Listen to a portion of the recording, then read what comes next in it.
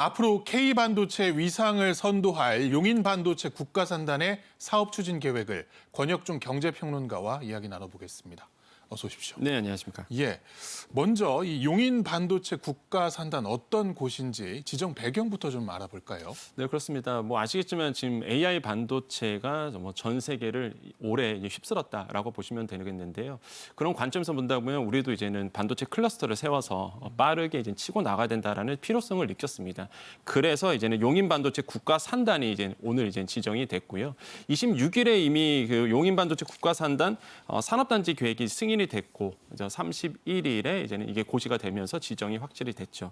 그래서 지금 728만 제곱미터 부지거든요. 이게 여의도엔 2배가 넘어갑니다. 네. 땅 크기로 본다 그러면 엄청난 크기의 반도체 클러스터가 이제 만들어지는 거고 대규모 이제 팹입니다. 반도체 제조 공장이라고 보시면 되겠는데요. 6기가 생기고 그 6기를 지원할 수 있는 발전소 3기가 이제 만들어지게 됩니다. 그래서 완벽하게 이제 반도체를 위한 국가 산단이다 이렇게 평가를 해봅니다. 60개 이상의 소부장, 소재, 부품, 장비 기업들 이런 기업들도 같이 이제 입주를 하게 되는 거고요. 뭐 지금 2026년 12월 착공 예정으로 있습니다. 이게 원래 착공이 2030년 원래 계획이 30년이었는데 정부가 빠르게 움직여서 빠르면 2026년 12월 착공으로 이제는 지금 계획을 잡았고 지금 보시면 아시겠지만 반도체 국가 산단이 만들어지고 그 위아래로 이주 단지들이 이렇게 만들어지는 거죠. 그래서 완벽하게 반도체를 위한 국가 산단이다, 산업단지다 이렇게 보시면 됩니다. 그래서 차차 뭐 이주다 택지라든지 기업 이전 단지라든지 말씀을 드리겠지만 거기 보시면은 이제는 사실상 탄천도 흐르고 있고 그래서 굉장히 최적의 공간이 만들어졌다 이렇게 좀 평가를 해보겠습니다. 아까 말씀드린 것처럼 사실 AI 반도체가 2024년을 완전히 휩쓸었습니다. 여기에 사실 우리나라의 이제는 기업들도 발빠르게 움직여지고 있고 기업에서 계속적으로 주장했던 것이 뭐냐면 사실상 지금 평택에도 팹이 있지만은 일단은 국가 주도로 해서 사실상 이제는 토지도 만들어질 수 있고 전력망도 만들 수 있는 최적화된 공간이 필요했었거든요. 거기가 바로 이제는 용인의 반도체 클러스터다 이렇게 평가를 해봅니다. 지금 뭐 반도체를 아시는 분들은 아시겠지만 이 대만 기업 TSMC라고 있습니다. 지금 뭐 AI 반도체에 대해서 거의 뭐 세계를 휩쓸고 있는데 점유율이 한 60%가 넘어가요. TSMC가. 그러다 보니까 전 세계 1위 기업이기도 하고 이런 어떤 파운드리에서의 어떤 우리가 후발업자거든요, 사실. 그래서 삼성전자나 SK하이닉스도 이런 파운드리를 세우기 위해서는 사실상 공간이 필요합니다. 땅이라는 그 공간이 필요한데 이게 사실상 민간 기업이 할 수 있는 영역은 아니거든요. 국가가 나서서 해줘야 되는 부분이고 그게 바로 이제 의미가 있는 거죠. 이번에 이제는 반도체 클러스터가 이런 관점에서 정부가 발빠르게 이제 움직이고 있다라고 생각을 해봅니다. 그래서 필요성은 뭐 당연히 하죠. 아까 말씀드린 것처럼 국가가 주도로 해서 땅을 만들어주고 거기에 민간 기업이 투자하게 되는데 이게 360조 원을 이제는 민간 기업이 투자하게 됩니다. 여기 입주 협약을 맺었던 삼성전자가 투자하는 거거든요. 그러니까 민간에서도 360조 원을 투자하게 되고 거기서 생산 유발 효과가 400조 원이 넘어가요.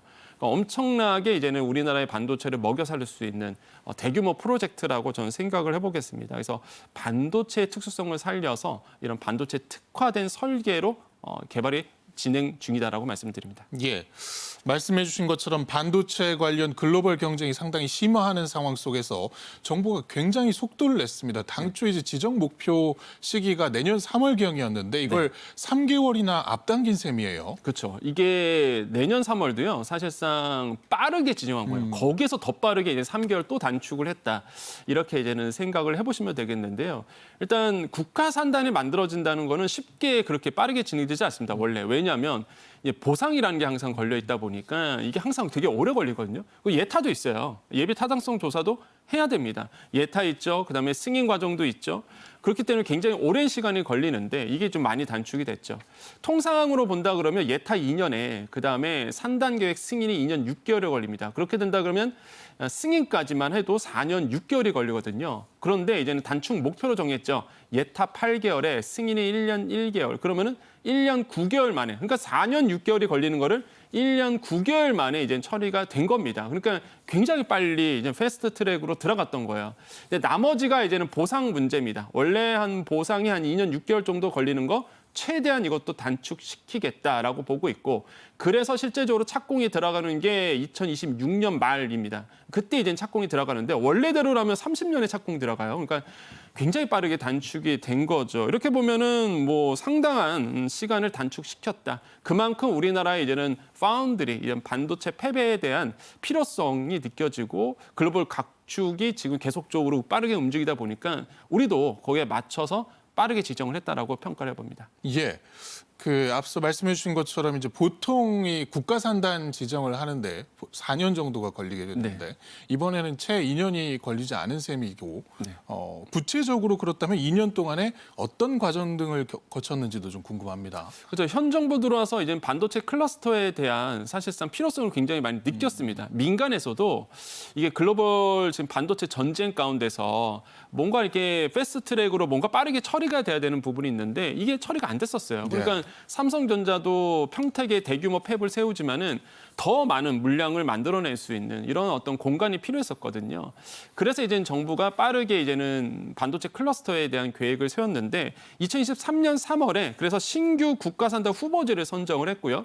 4월에 이제는 LH를 사업 시행자로 선정을 했습니다. 근데 6월에 입주기업 그러니까 삼성전자죠. 여기는 협약을 맺었습니다. 계약을 맺었는데 이 입주 협약 체결이 어떤 의미가 갖고 있냐 그러면 이제 사업을 명확히 한 겁니다. 여기 들어올 사람 삼성전자. 그러면서 삼성전자가 또 투자를 할 수 있도록 이렇게 사업 주체를 명확히 했다라는 거죠. 이게 이제 작년 6월까지 있었고 작년 11월에 공공기관이라든지 예타 면제라든지 각종 영향평가 등 이런 인허가 패스트 트랙을 통해서 굉장히 속도감 있게 지금까지 진행한 겁니다. 그럼 여기서 말하는 인허가 이제 패스트 트랙은 뭐냐 그러면 여기와 관련된 사실 산단이잖아요. 국가 산단이다 보니까 뭐 지자체들이 다 포함이 될 겁니다. 중앙정부도 있겠죠. 국토부, 환경부 이런 정책 협의를 통해서 실제 환경 영향 평가 이런 것도 이제 조기에 완료를 했고요. 이게 원래 통상 1년 걸리는데 4개월로 단축을 했고 또 하나 아까 산지, 농지 전용 이런 9개 인허가 의제를 지자체 단체가 사전 협의를 했습니다. 또 LH가 전담 조직도 만들었거든요. 이렇게 인허가 패스트트랙을 통해서 이런 환경 영향 평가도 굉장히 단축시켰다라는 거. 그래서 굉장히 지금 발빠르게 지금까지 이제 흘러오고 있습니다. 예.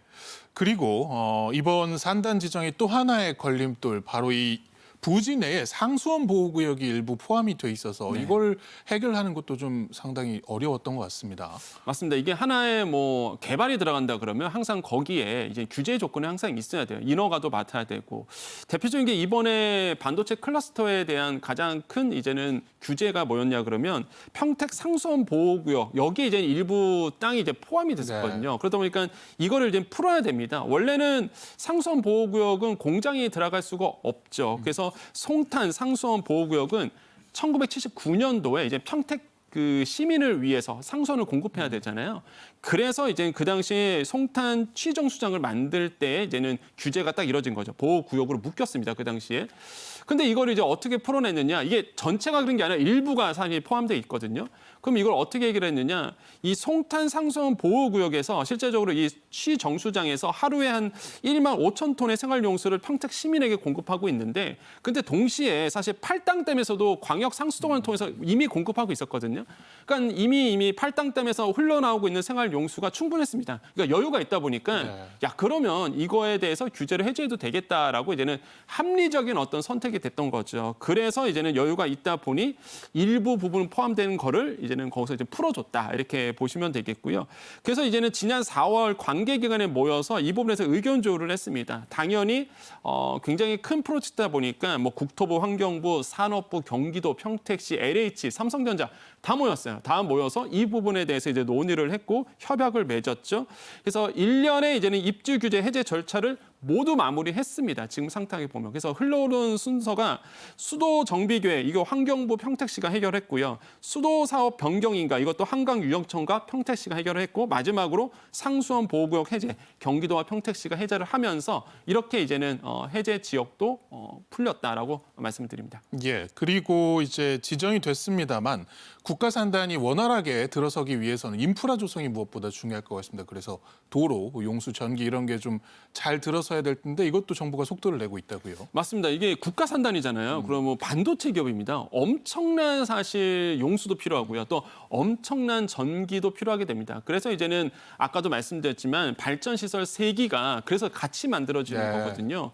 그럼 거기에 이제는 펩 1호기가 목표대로 간다 그러면 30년에는 이제는 이게 1호기가 돌아갈 수 있도록 하는 게 이게 목표인데 그렇게 된다면 인프라가 잘 조성이 돼야 됩니다. 그래서 도로, 뭐 용수, 그다음에 이제 전력 인프라 적게 공급할 수 있도록 같이 이제 개발이 되도록 만들어져 있고요.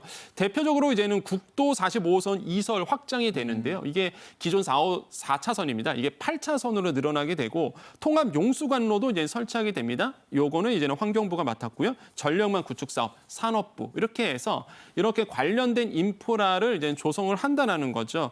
그래서 국가산단 특화 조성 계획을 수립을 했습니다. 여기에 보면은 아까 말씀드렸던 도로라든지 아니면은 뭐 아까 말씀드렸던 보상 문제도 같이 포함되어 있거든요. 이런 것들도 이제는 해결할 수 있도록 해서 인프라 개선에 노력하겠다라고 이제 밝힌 상태입니다. 예, 그 인프라 조성 중에서도 역시 가장 먼저 이루어지고 또 가장 중요한 것 중에 하나가 바로 도로 문제가 아닌가 싶습니다. 네. 이제 그 산단을 조성할 때도 이 건축 자재들이 또 원활하게 들어가야 하고 조성 이후에는 이제 물론 제품들이 이제 수출을 하려고 하면은 그 도로를 거치게 되는데요. 맞습니다. 이 도로망은 어떻게 좀 구축이 될 계획인가요? 그렇습니다. 이제 건설 시에나 건설 이후라도 이제 물자 이동이 편해야 되잖아요. 그래서 교통망을 저희 더 확충하겠다라고 밝혔고요. 이미 이 계획이 나온 상태입니다. 그래서 늘어나는 교통 수요에 이제 부응하겠다고 얘기를 했는데 대표적으로 아까 말씀드렸던 국도 45호선이 있습니다. 이게 4차선에서 8차선으로 확장이 되고요. 무엇보다 산단 중심으로 해서 격자형 이제 고속도로망이 구축이 됩니다. 지금 현재 경부와 영동선이 지나가고 예. 있거든요. 여기에 이제 세종, 서울 고속도로가 만들어지고 또 하나 반도체 고속도로까지 이제는 만들어진다. 이렇게 계획을 수립한 상태입니다. 그래서 이런 격자형 물류망이 이제 만들어지는 거고요. 또한 거기에 계시는 주민들이 분명히 있을 거예요. 또 일자리가 만들어지면 많은 분들이 모이실 텐데 주민 편의를 위해서 이제 경강선이라든지 연계 철도망 계획도 있습니다. 이게 5차 국가 철도망 구축 계획에 포함되어 있거든요. 이런 것도 이제는 사실상 이제는 철도도 만들어진다는 거 말씀드리겠고요. 또한 무엇보다 조성 원가를 좀 낮춰야 됩니다. 그래야지만 많은 분들이 또 여기에 입주를 하고 되거든요. 그래서 입주기업 부담 완화도 이제 포함되어 있고 기반 시설 인프라 확충을 위해서 더더욱 국가 중심으로 나설 계획으로 있습니다. 예. 그 앞서서 이제 산단 조성에 오랜 기간이 걸리는 이유 중에 하나로 바로 이 보상 문제를 네. 말씀을 해주셨습니다. 그래서 보통은 2년 정도 이제 소요될 것으로 보이는데 보상 절차 어떻게 진행이 될까요? 그러니까 사실 이게 어떤 개발이든 간에 뭐 국가 산단도 마찬가지고 민간 사업도 마찬가지고 가장 어려운 게 사실 보상입니다. 왜냐하면 거기에 사시는 분들이 있고요. 무엇보다 거기서 공장을 또 운영하시는 분들이 있거든요. 그러다 보니까 이런 보상 문제가 원활하게 진행이 돼야 사실상 이제 국가가 계획한 대로 또 민간에서 계획한 대로 움직인다는 거죠. 그래서 사실상 이 보상에 대한 문제를 굉장하게 중요하게 보고 있고 지금 현황을 본다 그러면 아까 말씀드린 것처럼 국가 첨단 산업 시설이 들어오는 거거든요. 이게 평택에 있는 펩 있습니다. 이미 기반 시설 만들고 있잖아요. 여기보다 1.5배 넘게 생산량이 만들어져요. 만약에 계획대로 간다 그러면 그럼 당연히 이제 사업 난이도가 굉장히 높습니다. 그러니까 여기에 이제 내시는 산단 조성을 하려고 그러면 굉장히 원활하게 움직여야 되는데 원활하게 움직이려고 그러면 이제 보상 문제가 가장 걸린다는 거죠. 원주민 이주를 할 수 있도록 이제는 그 땅을 만들어줬습니다. 그래서 상생 보상 방안을 이제 지금 만들었는데 뭐 지도 이제 조금 보시면 아시겠지만 일단 국가산단 이주자 택지가 만들어집니다. 이제 국가산단 그 용인 반도체 클러스터 밑쪽에 만들어지는 건데요. 여기 보시면 국가산단 이주자 택지죠. 그래서 거기 사신 분들이 이동하는 거예요. 그래서 면적이 37만 제곱미터입니다. 11만 평이나 되고 호수로 보면은 270세대가 이주를 하게 돼요. 그래서 이주 단지에 이제는 들어오시게 되는 거고요. 그다음에 위쪽으로 북쪽으로 가보겠습니다. 그러면 기업 이전 단지가 보이실 거예요. 그 클러스터 안에 있던 기업들이 이주를 하게 되는 거죠. 그래서 15만 평 정도 있게 되고 희망 기업 한 52개사가 들어가게 되는데 여기서 중요한 거는 업종 가리지 않습니다. 어떤 업종이든 간에 다 이주할 수 있도록 기업 이전할 수 있도록 이번에 했다라는 거죠. 또한 이제는 쭉 보시면 이동 공공주택지구인데요. 그러니까 거기에 계시는 분들이 아마 이제 반도체 클러스터가 만들어지면 근로자들이 많이 있잖아요. 예. 거기서 이제 생활할 수 있도록 공공주택을 이제 제공하게 됩니다. 그래서 1만 6천 세대거든요. 엄청나게 크죠. 그래서 이동 공공주택 지구도 이제는 같이 만들어지게 됩니다. 그러면 이제는 이렇게 이주 단지가 만들어진다 그러면 당연히 거기에 인프라가 굉장히 필요하잖아요. 그래서 이제 인프라가 동시에 이루어지는 거고요. 특히 이제는 만약에 거기에 이주하신 분들이 야 나는 사실상 현금 보상 싫다. 난 땅으로 달라. 이런 걸 우리가 대토 보상이라고 얘기합니다. 대토 보상도 이루어질 수 있도록. 그래서 보면은 이제 그린 생활 시설 용지에 뭐 경쟁이라든지 추첨 이런 거 없이 그냥 바로 수의 계약으로 해서 땅을 제공할 수 있도록. 그래서 그러면 보상이 굉장히 빨라지거든요. 그래서 이런 것도 이제 같이 이제 만들어지게 된다는 거죠. 그래서 보상도 굉장히 빠르게 신속하게 추진될 가능성도 굉장히 높다. 이렇게 판단해 봅니다. 예.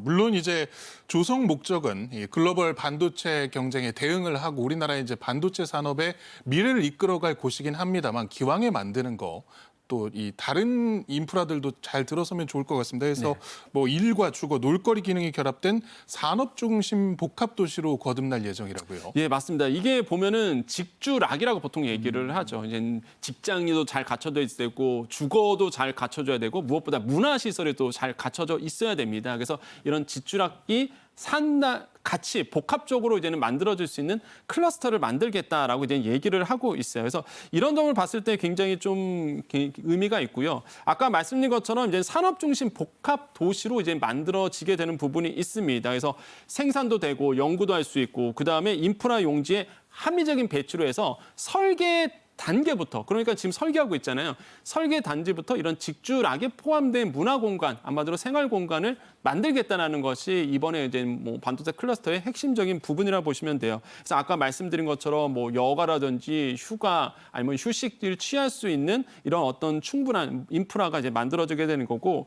이게 지금 보면은 이동 공공 주택지구 아까 말씀드렸잖아요. 근로자들이 살 수 있는 공간인데 여기가 이제 빠르면 사실상 첫 입주가 사실상 지금으로 본다 그러면은 한 30년에 맞춰서 첫 입주가 될 수 있도록 지금 만들어졌거든요. 그래서 이 계획안대로 간다 그러면 이제는 30년에 팹 1호기가 만들어지고 가동이 되면서 근로자들도 생활할 수 있는 공간도 입주가 된다는 거죠, 그때. 그래서 이런 것들도 이제 눈에 띕니다. 또한 수변 공간이 있어요. 이제는 용수가 있기 때문에 거기 하천이 있습니다. 그래서 이 수변 공간을 활용해서 뭐 먹거리, 뭐 볼거리, 문화 공간도 같이 만들어지도록 계획을 해놓은 상태다 보니까 아마 새로운 어떤 도시 인프라가 저는 만들어질 수 있다. 말 그대로 반도체에 특화된 도시가 하나 만들어진다. 이렇게 볼 수가 있겠습니다.